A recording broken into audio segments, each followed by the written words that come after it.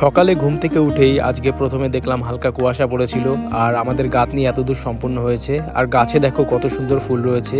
তো সেই কারণে ভাবলাম যে আমি কিছু ফুল তুলে নিই, যেহেতু সকালবেলার পুজোটা আমিই দিই আর মা আমাকে ফুল তুলে দেয়, আজকে আমিই তুলি। আর ওয়েদারটা খুব সুন্দর লাগছিল, যেহেতু আজকে আমি একটু সকালবেলায় উঠেছিলাম। আর এখানে দেখো বাবা মোটর চালিয়ে দিয়েছে। আসলে এখন থেকে আমাদের প্রত্যেক দিন গাঁথনির কাজ হবে, তো সেই কারণেই মিস্ত্রিরা বলেছিল যে তোমরা ইট ভিজিয়ে রাখবা, তাহলে দেখবা তোমাদের গাঁথনি অনেক মজবুত হবে। তো সেই কারণে ইট ভেজানো হচ্ছে। এরপর আমি আমার এবং মা বাবার বিছানাটাকে গুছিয়ে দিচ্ছিলাম। আসলে মায়ের কাজ যতটুকু মানে হাতের সাথে করে দেওয়া যায় তাহলে মার একটু উপকার হয়, তো সেই কারণেই করছিলাম আর কি। তো এরপর আমি পুজো দিতে বসে পড়েছিলাম, মানে ঘর গোছানো হয়ে গেছিলো, তারপরে পুজো দিচ্ছিলাম।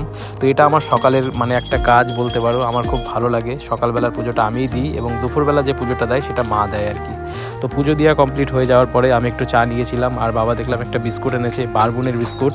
তো এটা সচরাচর বাবা আনে না, আজকে দেখলাম এনেছে, তো একটা চা দিয়ে খাচ্ছিলাম, খুব ভালো লাগছিল।